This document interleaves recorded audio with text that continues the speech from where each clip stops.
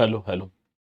प्यारे साथी नमस्कार, मैं केशपाल कुमार स्वागत करता हूं आपके अपने परिवार रोजगार विद अंकित में। आशा करता हूं कि भैया जी आप सभी अच्छे होंगे, बढ़िया होंगे, खुशहाल होंगे और जहां भी होंगे एकदम शानदार एवं जानदार होंगे। प्यारे साथी, सुबह के बज चुके हैं 9 और आप सभी को पता है कि एक बहुत ही शानदार एवं जानदार हमारा देखा जाए तो भैया जी एक यूपी जीके की कक्षा एकदम शानदार तरीके से चलती है। तो जल्दी से एक बार सभी के सभी मेरे साथी जोरदार तरीके से मेरे साथ इस सेशन में जुड़ जाएंगे और फिर हम अपने इस सेशन को एक शानदार तरीके से स्टार्ट भी कर पा रहे होंगे। तो हमारा जो टॉपिक चला हुआ था जनरल इंट्रोडक्शन, और जनरल इंट्रोडक्शन में लैपटॉप में नहीं चल रही, ऐसा क्यों? तो भैया ये तो मुझे भी ना पता क्यों ना चल रही। ठीक है, तो राजू वर्मा जी और मंदाकिनी दुबे जी भी हैं, देख पाऊं मुस्कान यादव, संदीप जी, बॉबी, तो सभी मेरे साथी यहां पर जुड़ते हुए और मैं भी अपने इस सेशन को आज एनसीआर नेशनल कैपिटल रीजन, वो नेशनल कैपिटल रीजन जिसके देखा जाऊं तो आसपास में लगे हुए हरियाणा, राजस्थान और उत्तर प्रदेश के वो जनपद जो नेशनल राजधानी के ओर-दोर अवस्थित हैं। अब ऐसी क्वेश्चन आएगा कि राष्ट्रीय राजधानी क्षेत्र में बागपत जनपद को किस वर्ष शामिल किया गया, हापुड़ को किस वर्ष किया गया, शामली को किस वर्ष, ये मुजफ्फरनगर को किस वर्ष। ठीक है, तो ये पॉइंट तो मैंने आपको बताए हैं बढ़िया तरीके से और इसी के साथ भैया जी चलते हैं। अब इसी की तर्ज पर हमारा एक और बना दिया गया, इसी की तर्ज पर एक और आया सर्ची जिसका नाम है एससीआर। यहां पर आप देख सकते हैं एससीआर को, एससीआर का मतलब होगा स्टेट कैपिटल रीजन। अब उत्तर प्रदेश में भी भैया जी एनसीआर की तरह ये आपको मानचित्र यहां पर दिखाई पड़ रहा होगा। ये जो मानचित्र है ये प्रतीकात्मक है एकदम, और दैनिक भास्कर का है एकदम राइट वाला। ये जो है मानचित्र होगा, मैं पहले ही बता दूं आप सभी को कि अब आप यदि कहने लग जाएं कि सर जी मानचित्र में गलती है, तो मानचित्र में कोई भी गलती नहीं है। ठीक है, चलो तो आप एक हेडिंग और डालेंगे एससीआर। ठीक है जी, एससीआर का मतलब हो गया स्टेट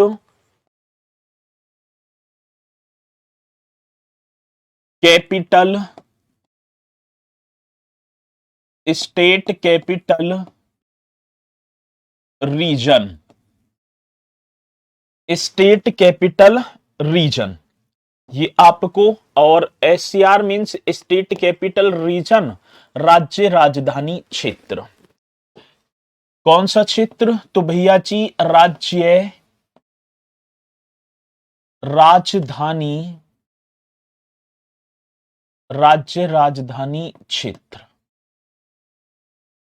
अब देखो भैया जी यहां से भी क्वेश्चन बनेगा।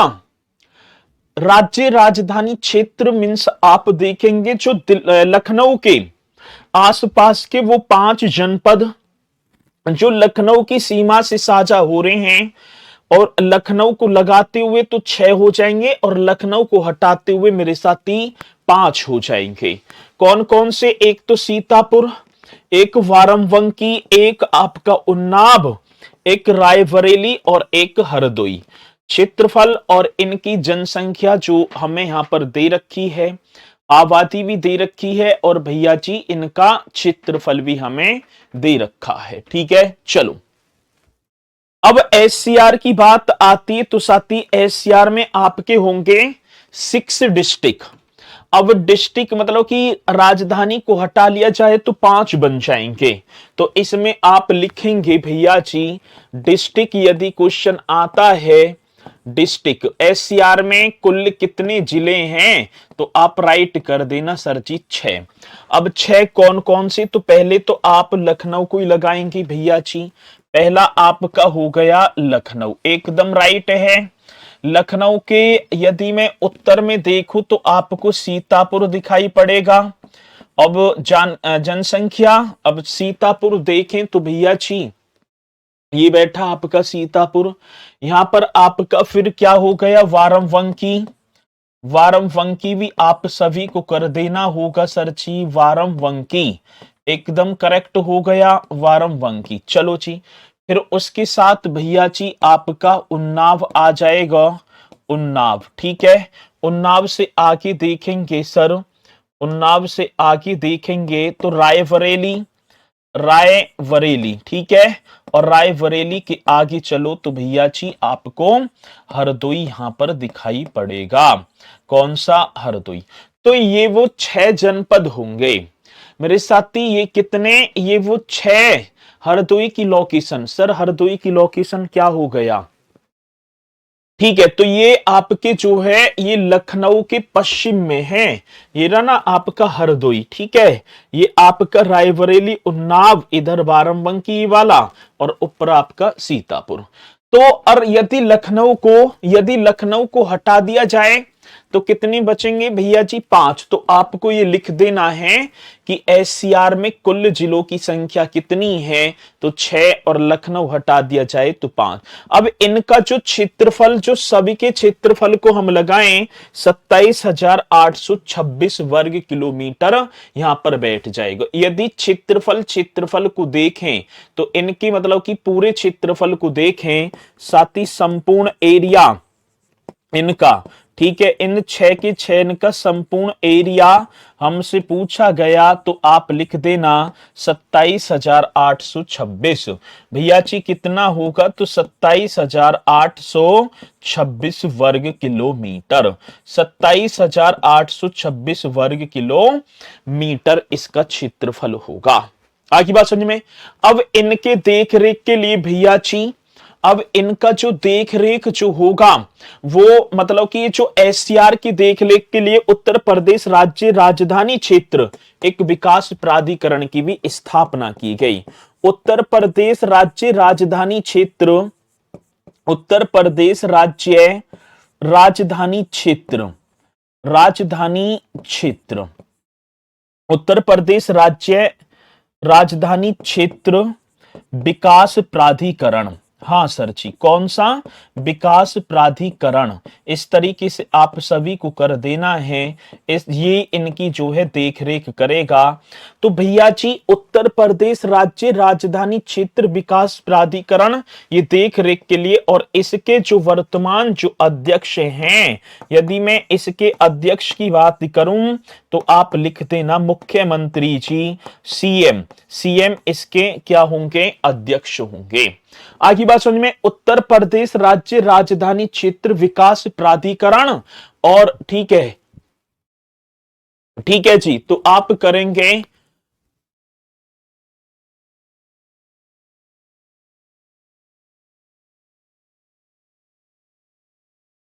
हरदोई लखनऊ के जस्ट पर है, हरदोई मैप सही नहीं है। रायबरेली की सीमा लखनऊ से नहीं लगती है, क्या मैप गलत है, मैप गलत है मतलब ये रायबरेली ये रहा ना, ये इनके जो ये दे रखे तो हैं, ये रायबरेली ये रहा, ये आपका उन्नाव हो गया, ये आपका बाराबंकी हो गया, ये आपका लखनऊ है, ये जा रहा, ठीक है। ये आपका सीतापुर हो गया, ये आपका हरदोई हो गया। तुम्हें दिखाई ना पड़ रही है लाइन, ये कहने का मतलब है ये तुम्हें वैसे ना दिखाई दे रही होगी, ठीक है ना। ये तुम्हें वैसे ना इसकी लाइन दे रखी है, ठीक है, अब वो बारीक बारीक सी हैं, ठीक है, वो लाइन है लगती है भैया, मैप गलत है। पहले देखे करो चीज को, देखने से पहले आप जो है इस तरीके से ना करेंगे, ठीक है।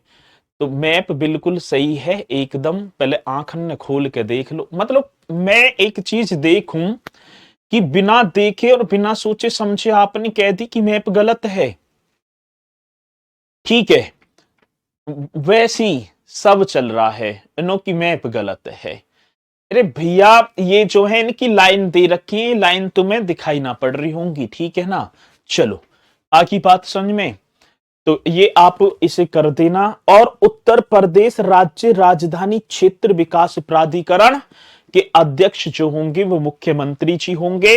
और साथ ही एससीआर का जो है, एससीआर का मुख्यालय मींस हेड क्वार्टर, एससीआर का मुख्यालय क्या हो गया, तो सर जी आप राइट कर देना लखनऊ, ठीक है ना, एससीआर का। और इसके अध्यक्ष यदि हमसे पूछे जाएं तो उत्तर प्रदेश के मुख्यमंत्री जी होंगे, ठीक है ना।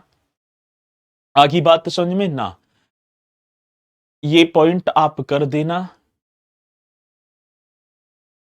चलो ठीक है, रायबरेली की जगह उन्नाव है। अरे ये लाइन दे रखी है, ये तुम्हें ये अब ये लाइन ना दिखाई दे रही होगी वीडियो में, ठीक है ना, ये वाली ये लाइन ना दे रखी होंगी, ये लाइन है इसमें, ये बन रही है लाइन जहां जहां है, ठीक है, ये लाइन ना दिखाई दे रही होंगी। आगे बात सुन में, चलो बहुत बढ़िया। और इसी के साथ चलते हैं अगले पॉइंट की तरफ। आगे बढ़े जी, आगे बढ़ो। अब आप एक हेडिंग डाल पा रहे होंगे, उत्तर प्रदेश के प्रतीक चिन्ह, ठीक है। आप एक हेडिंग और डाल दो भैया जी, पॉलिटिकल सिंबल। वो लाइन ना दिखाई दे रही होगी आपको, आगे बात समझ में। चलो बाकी सारी चीजें सही हैं, ठीक है। चलो जी आगे। ये कह रहे हैं रायबरेली की जगह फतेहपुर है। अरे भैया मैंने एससीआर बताया है, मैं फतेहपुर पे नहीं जा रहा, ठीक है, मैं फतेहपुर को नहीं कर रहा। मेरा कहने का मतलब ये है, अब तुम जो है बस ये गलत है तो यहां आ जाओ। कहने का मतलब ये है, ये वैसे तो ठीक है, लेकिन स्टेट कैपिटल रीजन में फतेहपुर सतेहपुर ना है, मात्र 6 जनपद हैं जो लखनऊ की सीमा को साझा कर रहे हैं, ठीक है, जो लखनऊ की सीमा को साझा कर रहे हैं, ये बात होगी, ठीक है। चलो आगे चलो, बढ़ो आगे। अब चलते हैं भैया जी राज्य के प्रतीक। भैया जी कौन से प्रतीक की बात है, तो आप एक हेडिंग डाल देंगे राजकीय प्रतीक। इस तरीके से आप मतलब कि पॉलिटिकल सिंबल बोल दें या साथ ही स्टेट सिंबल, ठीक है, तो आप लिख देना राजकीय प्रतीक। एक हेडिंग और आप सभी को डाल देनी है भैया जी। और ये हेडिंग क्या कहती है, पॉलिटिकल, जी सर जी, पॉलिटिकल, पॉलिटिकल सिंबल, ठीक है, पॉलिटिकल सिंबल, ये इस तरीके से आप कर देना। अब ये हमारा क्या होगा भैया जी, राजकीय चिन्ह। ये हमारा क्या है, तो ये हमारा हो गया भैया जी राजकीय चिन्ह, ठीक है। तो हम पढ़ेंगे और यहां से क्वेश्चन बनता है, तो आप एक हेडिंग डालेंगे राजकीय चिन्ह, उत्तर प्रदेश का राजकीय चिन्ह। अब राजकीय चिन्ह क्या है, ये आप सभी को दिखाई पड़ रहा होगा भी। और हाँ सर जी, ये हमारा ठीक है एक व्रत होगा, ठीक है जी, एक व्रत है, व्रत में मेरे साथी दो मछलियां, एक येरी एक येरी, ठीक है ना। और जो धनुष और आपका तीर कमान इस तरीके से बने होंगे। और सर जी इसी में ये तो धनुष और तीर कमान दिखाई पड़ ही रहा है, और इसी में मेरे साथी बहती हुई गंगा यमुना की जो ये तो तीर धनुष हो गए ना ये, ठीक है, और ये आपकी दो नदियां भी होंगी, मतलब संगम होगा, ये आपका क्या है संगम, इस तरीके से। तो अब देखेंगे भैया जी क्या करेंगे।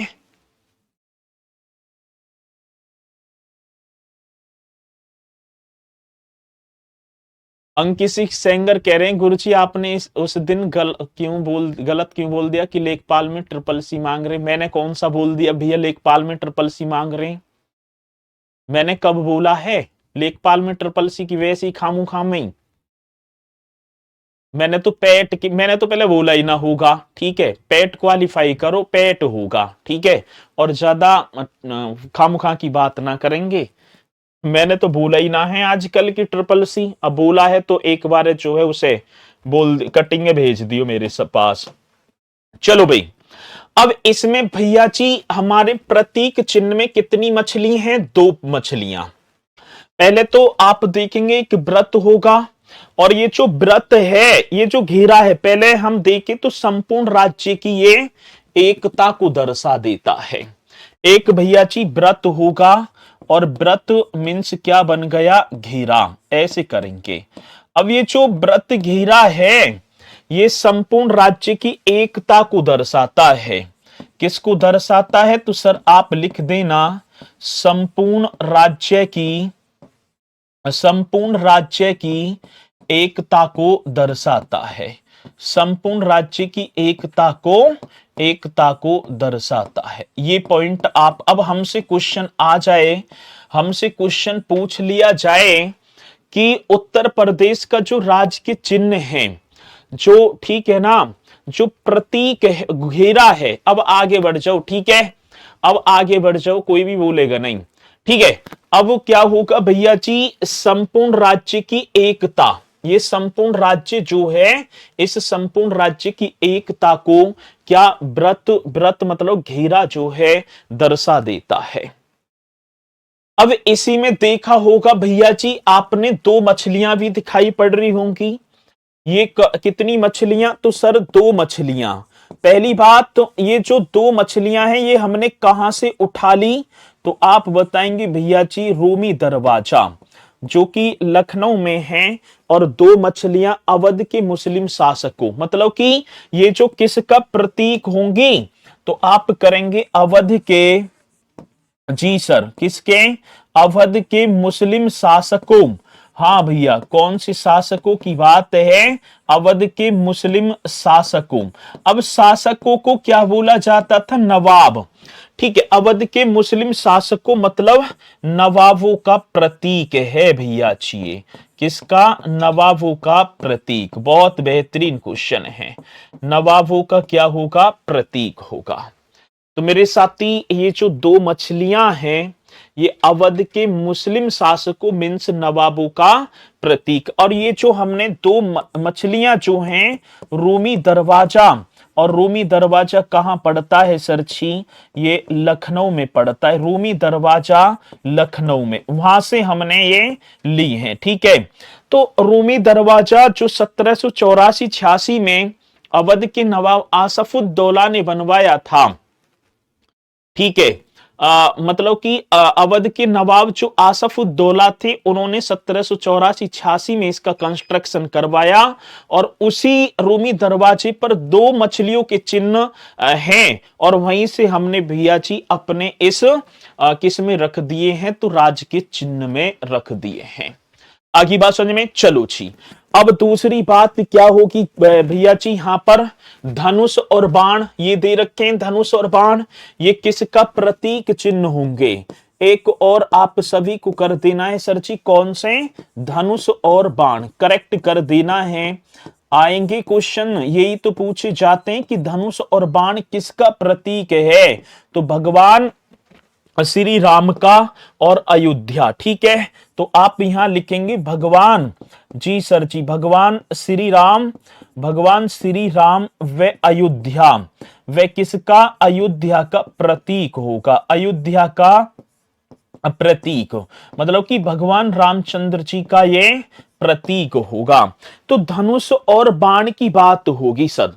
अब एक और बात आती है कि जो उत्तर प्रदेश का, कौन से प्रदेश का, ठीक है ना भैया जी? गुरु जी ये बता दो, लेखपाल में ट्रिपल सी मांग रहे हैं क्या? ना मांग रहे भैया जी, पैट मांग रहे हैं, पैट बस। तुमसे ट्रिपल सी की किसने की है? पैट क्वालिफाई होना चाहिए बस, ठीक है। अयोध्या का प्रतीक होगा, और अंकित सर ने वीडियो भी बनाई है, आप उस वीडियो को आप देख लेना एक बार, ठीक है। आप उस वीडियो को देख लेना, ठीक है। चलो अब इसकी बात आती सर, इसे स्वीकृत कब किया गया? स्वीकृत की बात होगी तो 1938। कब? अब क्वेश्चन पूछ लिया जाता है कि उत्तर प्रदेश का जो राजकीय चिन्ह है, इसे किस वर्ष स्वीकृत किया गया? तो 1938 में किया गया। किस वर्ष मेरे साथी? 1938 में इसे स्वीकृत कर लिया। अब हमसे क्या क्वेश्चन पूछेगा? कि उत्तर प्रदेश के राज्य के चिन्ह में जो व्रत जो घेरा है वो किसके प्रतीकात्मक को दर्शाता है? संपूर्ण राज्य की एकता को। दो मछलियां, ये अवध के मुस्लिम शासकों मीन्स नवाबों का प्रतीक रही और इन दो मछलियों को हमने रूमी दरवाजा लखनऊ से ले लिया। धनुष और बाण भगवान श्री राम पे अयोध्या का प्रतीक रहा और साथ ही इसे 1938 में स्वीकृत कर लिया। आगे बात समझ में? तो ये पॉइंट एकदम राइट होगा जी, ठीक है, ये पॉइंट एकदम क्या होगा? राइट होगा। इसी के साथ हम चलेंगे अगले आगे की तरफ। ये आपको दिखाई पड़ रहा होगा, बताना ये क्या है भैया जी?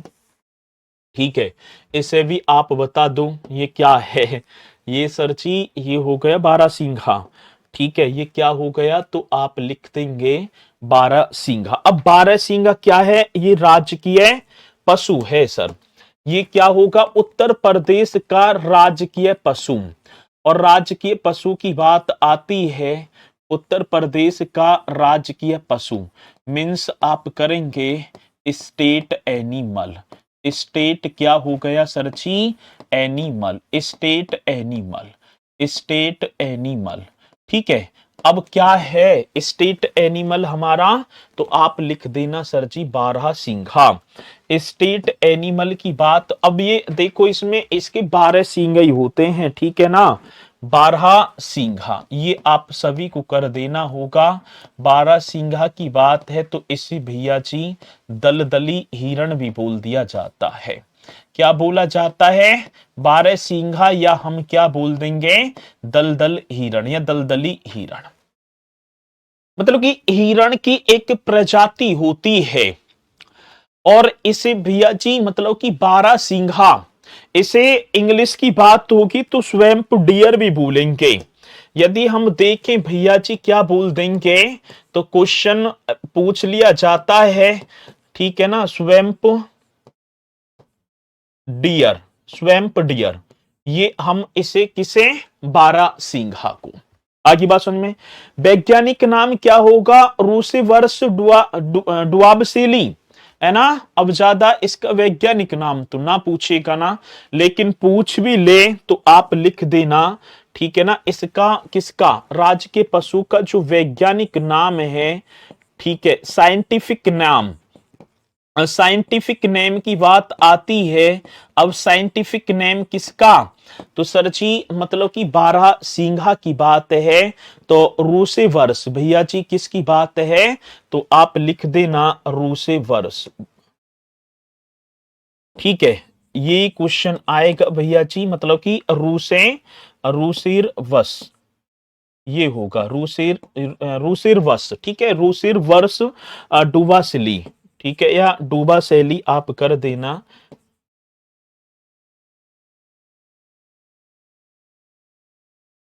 डूबा सेली होगा ना, डूबा सेली, ये कर देंगे डूबा सेली। ठीक है जी, तो ये किसका वैज्ञानिक नाम होगा? तो मेरे साथी आप करेंगे, ये हो जाएगा मतलब कि बारहसिंघा का साइंटिफिक नाम। एमपी का भी राज्य, उत्तर प्रदेश ही कर लो, एमपी कहां जाओगे एमपी में? पहले उत्तर प्रदेश से निपट लो। चलो जी, तो ये एकदम करेक्ट क्वेश्चन बन जाएगा। और सरची दुधवा नेशनल पार्क और हस्तिनापुर वन्य जीव अभ्यारण्य में ये अधिकांशतः देखूं तो पाया जाता है। ठीक है, तो गुरुजी नदियों को और बता दो, नदियां रहेगी इसमें। अच्छा, नदियां नदियां और कर लो तो भैया जी 3 लहरदार रेखाएं, ये संगम को, ठीक है ना, ये जो संगम को, ये ठीक है ना, नदियां जो होंगी, ये नदियां कैसे रह गई? नदियां जो हैं तो भैया जी ये संगम को प्रदर्शित करती हैं, संगम। अब संगम कहां होगा? तो प्रयागराज में, ठीक है, संगम को प्रदर्शित कर जाती हैं, ये होगा नदियां कैसे रह गई। चलो जी, अब भैया जी इसकी बारहसिंघा की बात आई तो ये जो पाया जाता है, एक आपका हो गया दुधवा नेशनल पार्क। कौन सा पार्क होगा? तो सर जी आप राइट करेंगे दुधवा नेशनल पार्क, ये हो गया क्वेश्चन।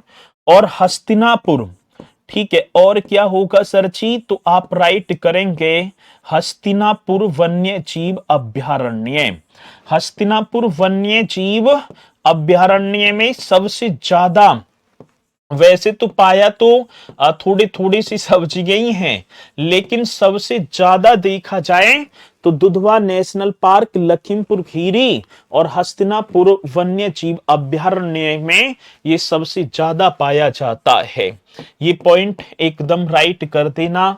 और ये दुधवा नेशनल पार्क में तो इसकी जो है कंजुजिन उपजात प्रजाति भी पाई जाती है। ठीक है, यहां पर तो इसकी एक उप प्रजाति है, एक उप प्रजाति, और प्रजाति का नाम होगा मेरे साथी कंजुजिन।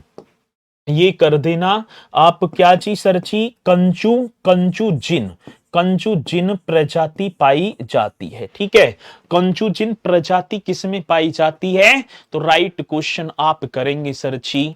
ठीक है, इसके 12 सींग कहाँ हैं इसके? अब 12 सींग ना है, 1 2 3 4 ऐसे 5 6 7 8 ऐसे, एक ये हो गया, तो मतलब या के तो इन्हें मतलब इनकी 12 सींग निकले रहते हैं।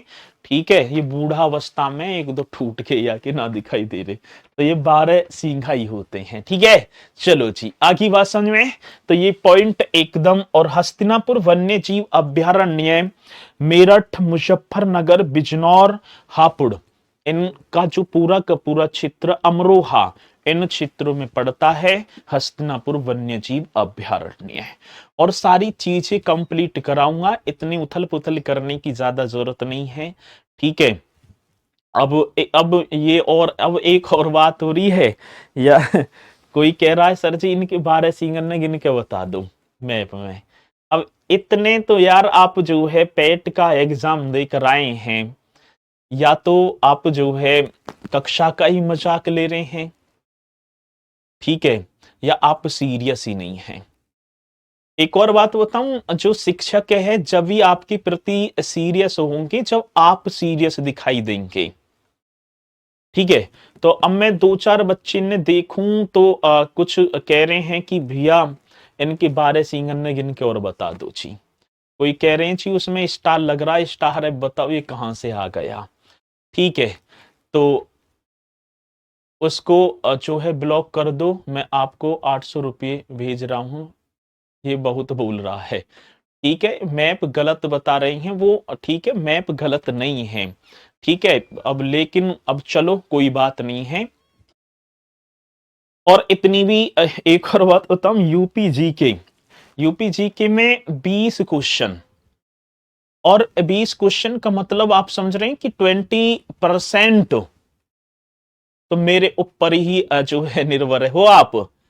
अब आपके प्रति मैं जो है, यदि आप यही सोच रहे होंगे ना, अभी ये चीजें आपने पढ़ रखी हैं, ये आपने पढ़ ली होंगी 12 सिंगल, लेकिन इनमें भी मैं बहुत चीज ऐसी लाऊंगा।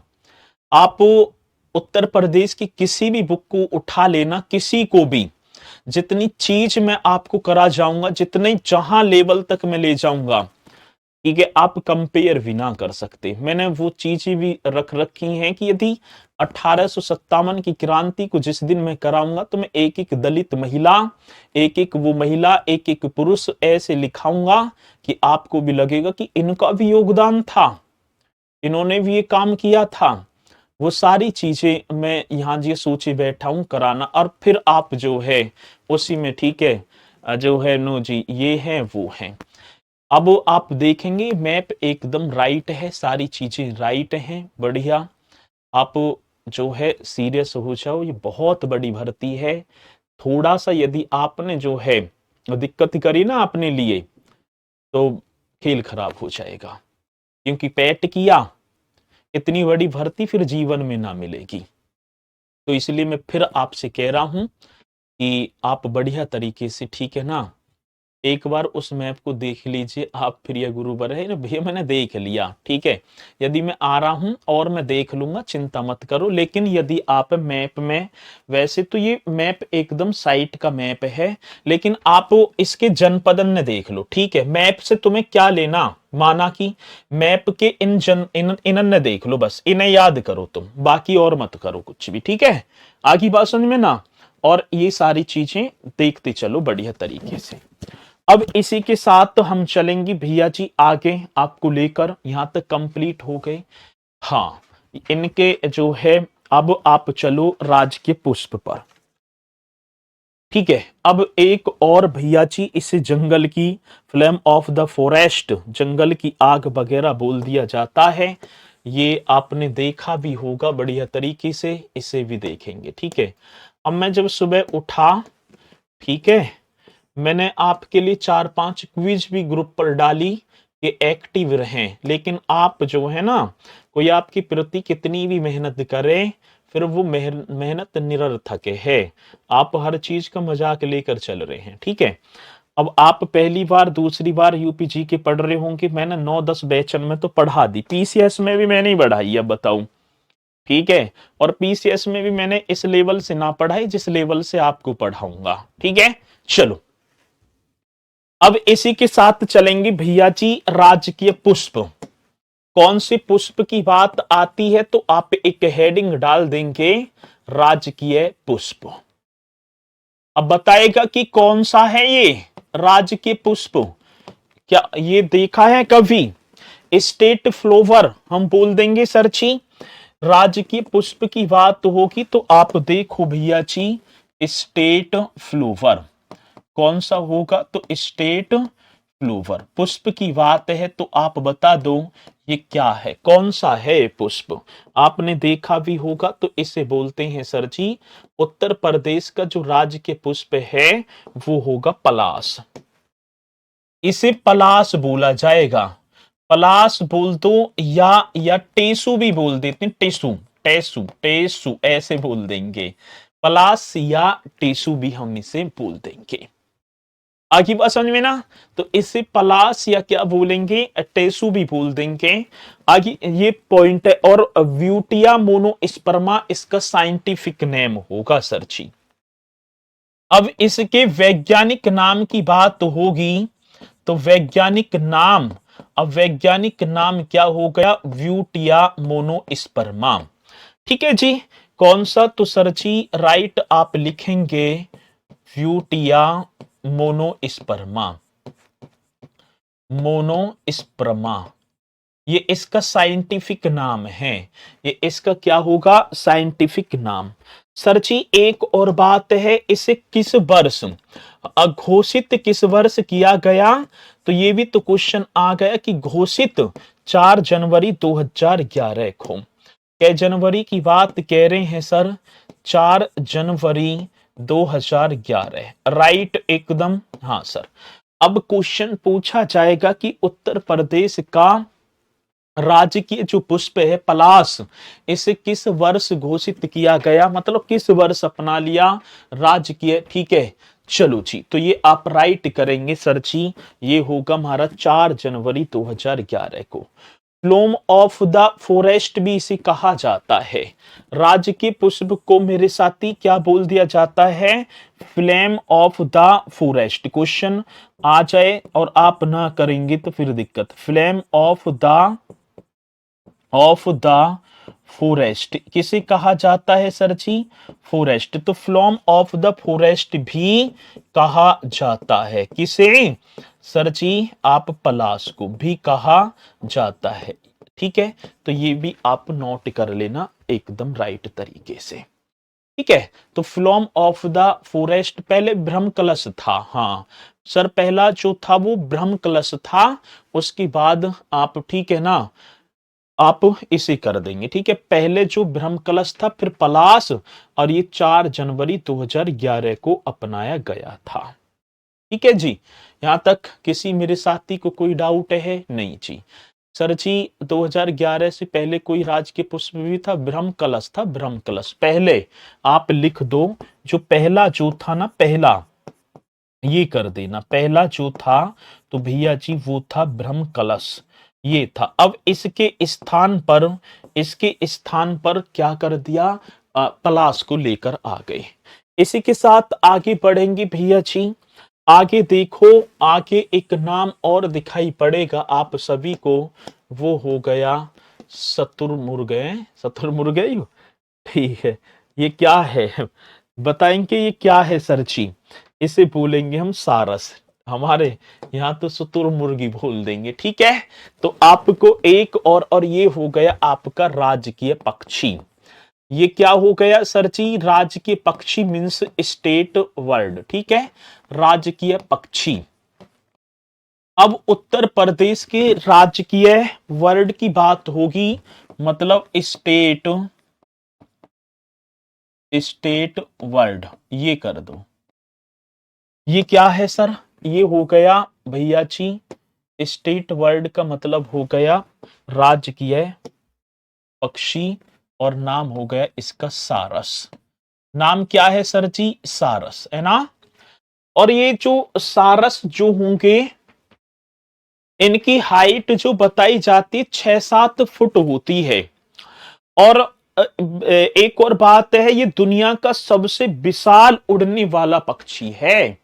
ये दुनिया का सबसे विशाल उड़ने वाला पक्षी होगा। तो ये पॉइंट पहले तो सारस को आप लिख देना। यह दुनिया का, यह दुनिया का, यह दुनिया का सबसे, यह दुनिया का सबसे विशाल उड़ने वाला पक्षी है।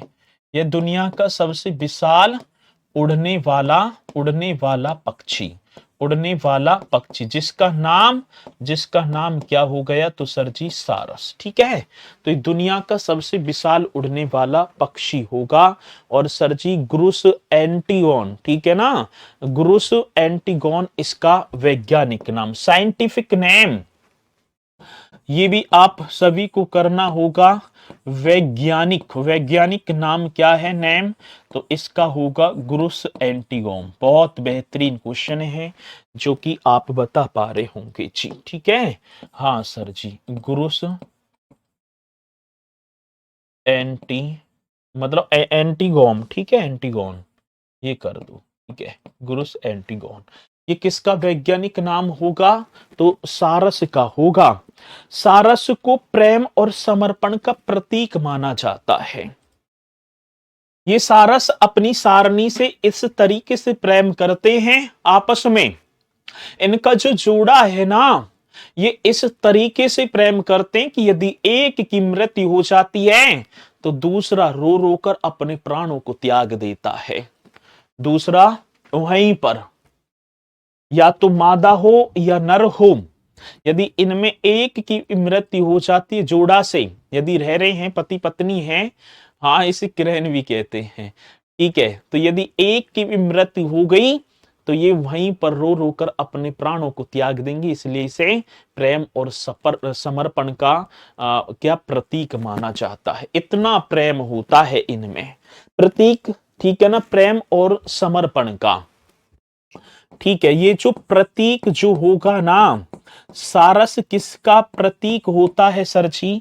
तो राइट कर देना प्रेम और समर्पण का, ठीक है, किसका होता है? प्रेम और समर्पण का, ये आप लिख देना, ठीक है ना, प्रेम और समर्पण का ये क्या होता है? प्रतीक होता है, ठीक है जी।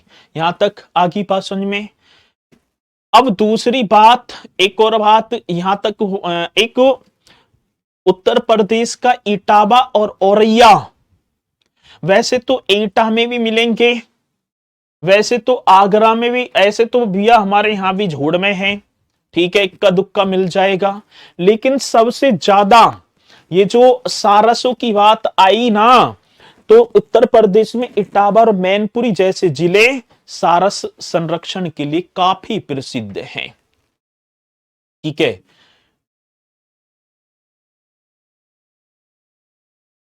ठीक है जी, तो आप एकदम राइट करेंगे, एकदम करेक्ट कर देंगे सर जी। उत्तर प्रदेश में इटावा और मैनपुरी जिले, उत्तर प्रदेश में, औरैया में भी बहुत हैं उत्तर प्रदेश में, लेकिन इटावा उत्तर प्रदेश में क्या होगा? इटावा और क्या होगा सर जी? मैनपुरी जिले, ठीक है। उत्तर प्रदेश में आगरा और, सॉरी आगरा निकल जा, इटावा और मैनपुरी जैसे जिले, मैनपुरी जैसे जिले, ठीक है ना। मैनपुरी जैसे जैसे जो जिले सारस संरक्षण के लिए, सारस संरक्षण के लिए, सारस संरक्षण के लिए लिए काफी प्रसिद्ध हैं। सारस संरक्षण के लिए काफी क्या होंगी सर जी, प्रसिद्ध हैं। ये भी आप नोट कर लेना। इटावा और इटावा की सरसई नावर झील इनके लिए महत्वपूर्ण प्रजनन स्थल है। इटावा की, हाँ सर जी, कौन से? इटावा की सरसई, इटावा की सरसई नावर झील, ये आप सभी को कर देना है। इटावा की सरसई नावर जो झील इनके लिए, इनके लिए इनके लिए महत्वपूर्ण प्रजनन स्थल है। इनके किसके? सारस के लिए, इनके लिए महत्वपूर्ण महत्वपूर्ण प्रजनन स्थल है। ये भी पॉइंट आप सभी को नोट कर देना है, प्रजनन स्थल है। आगे बात समझ में। अब ये क्वेश्चन आ जाए कि सरसई नावर झील कहां स्थित है? इटावा।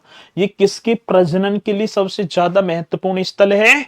तो सारस के लिए। ठीक है, ये किसके लिए भैया जी? सारस के लिए हो गया। ठीक है, ये पॉइंट बड़ा बेहतरीन है।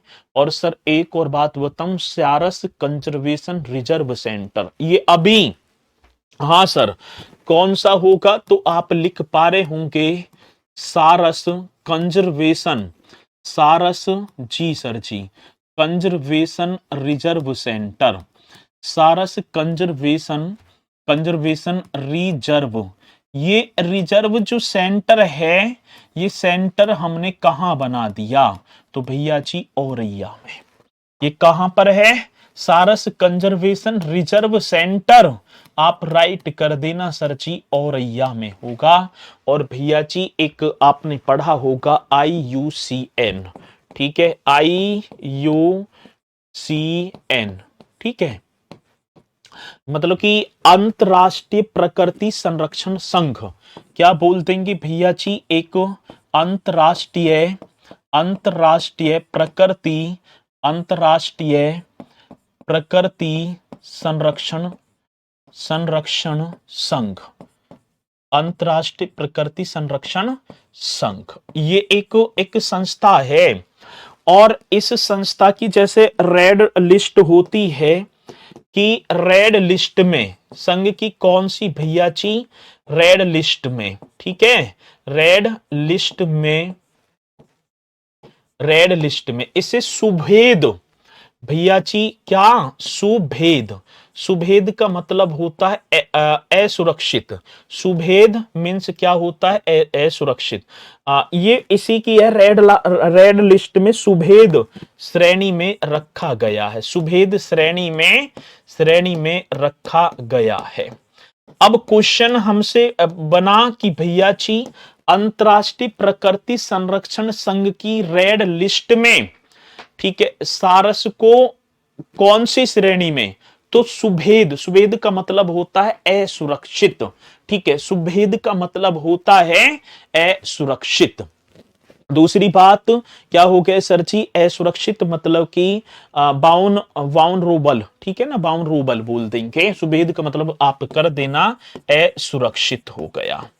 क्या भैया जी? असुरक्षित, ये आप सभी को कर देना। असुरक्षित लिख दो, गलत लिख गया, सुरक्षित। चलो जी, ये हो गया भैया, सुभेद का मतलब असुरक्षित। तो सारस कंजर्वेशन रिजर्व सेंटर औरैया में, ये सरसई नाबर, मैनपुरी, प्रेम और समर्पण, ठीक है, वैज्ञानिक नाम ग्रुस एंटिगोन, और दुनिया का सबसे विशाल उड़ने वाला पक्षी और राजकीय वर्ड। किसी मेरे साथी को यहां तक भैया क्रेन भी बोल देंगे, चलो ठीक है, सारस को भैया जी क्रेन भी बोल देते हैं, ठीक है, सारस या क्रेन, ठीक है, सारस या क्रेन बोल देंगे। आगे बात समझ में। चलो ये तो आप कर देंगे बढ़िया तरीके से। यदि पॉइंट यहां अब मेरी तरफ से तो कोई भी ना रहा है और आप कर ले, ठीक है, बढ़िया तरीके से।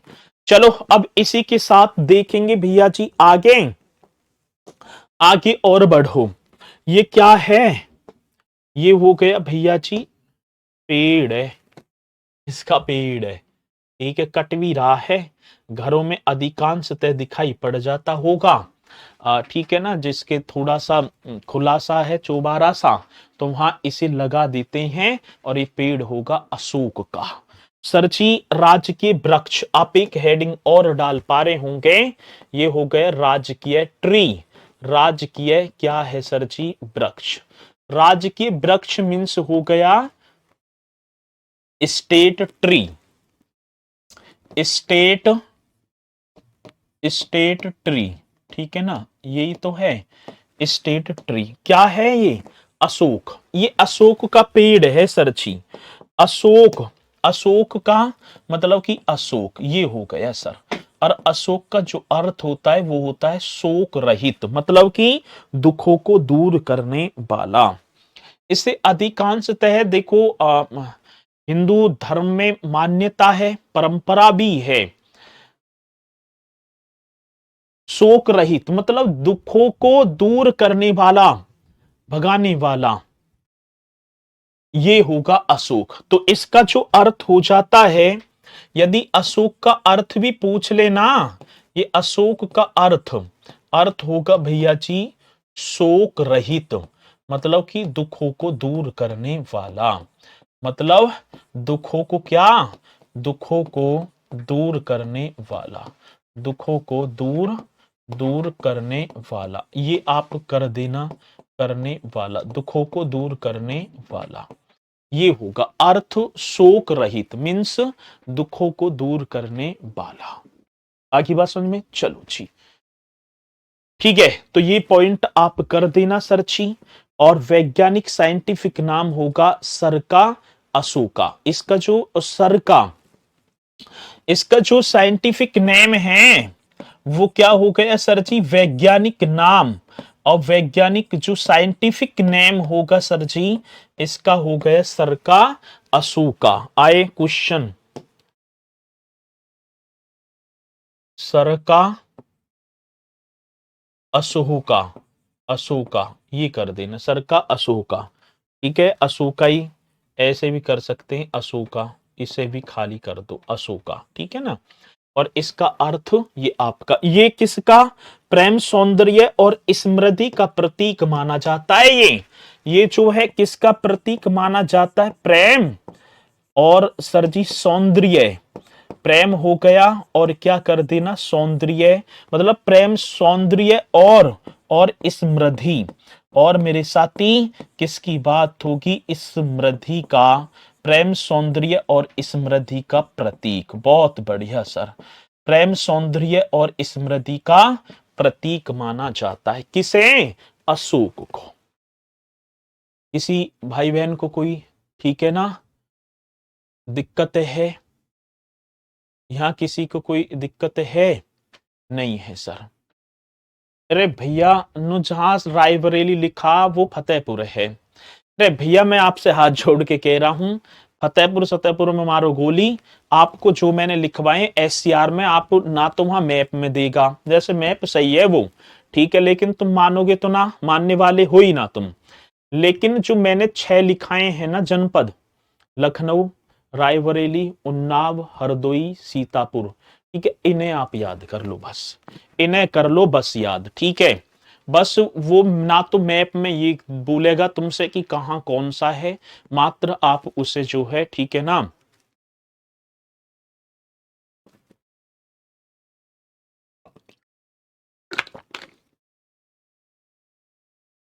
ठीक है, उसे याद कर, उन्हें याद कर लो बस। आगे बात समझ में? चलो जी, अब एक और होगा राजकीय खेल। राजकीय राजकीय खेल, अब बोलेंगे तो साथी स्टेट गेम है ना। अब राज्य के खेल में तो आप सभी को पता होगा भैया जी, हॉकी हो गया। राजकीय खेल क्या हो गया? तो आप लिख देना स्टेट गेम। अब स्टेट गेम आप करेंगे हॉकी। हॉकी के जादूगर मेजर ध्यानचंद उत्तर प्रदेश के प्रयागराज में तो जन्मे थे। ये भी आप एकदम राइट कर देना जी। और इसमें कुछ ज्यादा है भी ना। इसी के साथ मेरे साथी एक और ये, ठीक है ना, बर्तन में ही सजा दी ये तो, ठीक है। ये बर्तन में सजी हुई राजकीय मीन, मीन माने हो गया मछली, राशि भी तो होती है मीन, राजकीय मीन, राजकीय मीन आप लिख दो, मतलब कि मछली कर दो ना। तो ये राजकीय मछली, इसे बोल देंगे चित्ताला, चित्ताला, ये हो गई हमारी चित्ताला। और ये क्या है, इसमें भी ज्यादा कोई क्वेश्चन ना है, राजकीय मीन भैया जी, मीन माने हो गए मछली। अब हमारी राजकीय मछली कौन सी है, तो चित्ताला, ये कर देना ठीक। इसमें भी बस यही होगा, राज के मीन तो मीन्स चित्ताला। अब एक और बस आप कर देना, और एक क्या होगी सर जी, ये हो गई गांगीय डॉल्फिन, है ना। ये क्या है तो सर जी, ये आप देख भी पा रहे होंगे, तो आप करेंगे उत्तर प्रदेश का जलीय जीव। ये क्वेश्चन आया सर जी, उत्तर प्रदेश का जलीय जीव। अब जलीय जीव की तरफ चलो, कौन पहले बताएगा जलीय जीव क्या है। उत्तर प्रदेश का जलीय जीव सर जी गांगीय, ये आप सभी को करना है, गांगीय डॉल्फिन, बहुत बेहतरीन क्वेश्चन है।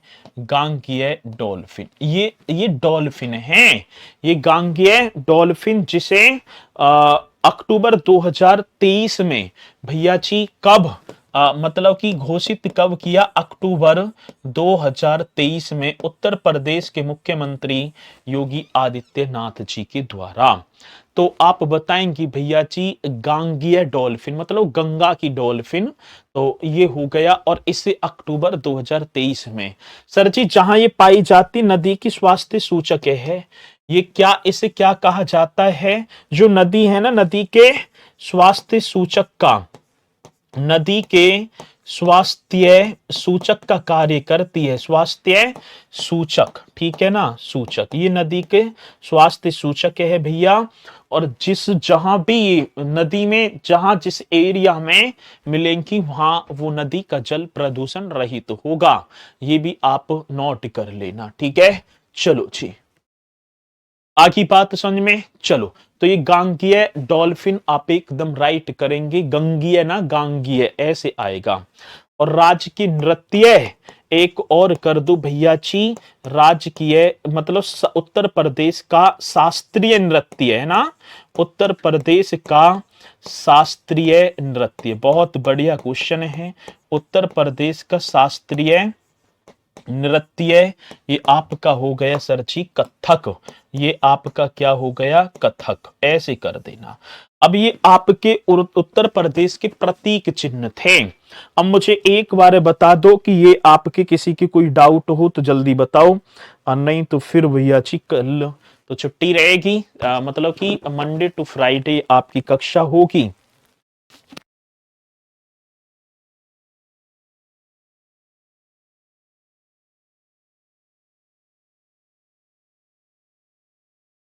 ठीक है, तो जल्दी बताओ एक बार स्पीड के साथ बता दो, और फिर हम भैया जी अपने इसे करेंगे कंप्लीट। ठीक है, फिर हम इसे कर जाएंगे कंप्लीट राइट तरीके से।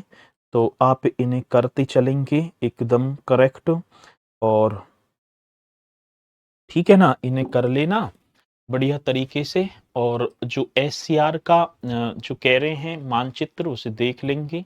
वैसे वो प्रतीकात्मक था, बट आपको 6 डिस्ट्रिक्ट याद कर लेने हैं, और इन्हें करना बढ़िया तरीके से, कक्षा को एक शानदार मुकाम पर हम पहुंचा देंगे, ठीक है। तो ये मैंने एक एक जो भी चीज मुझे मिली है, मैंने पूरे, ठीक है ना, आपको कराई है। और इससे बाहर तो कुछ मुझे ना लगता कि आपको कुछ दिखाई भी पड़ जाए, तो आप इन्हें करना, ठीक है ना। ये रही मानचित्र की बात, तो इसे हम देख लेंगे, और बाकी आपको मात्र ये 6 जनपद याद कर लेने, ठीक है। बाकी ये 6 के 6 जनपद आपको याद कर लेने, ठीक है। आगे बात समझ में, तो सभी मेरे साथी बोलेंगे जय हिंद जय भारत।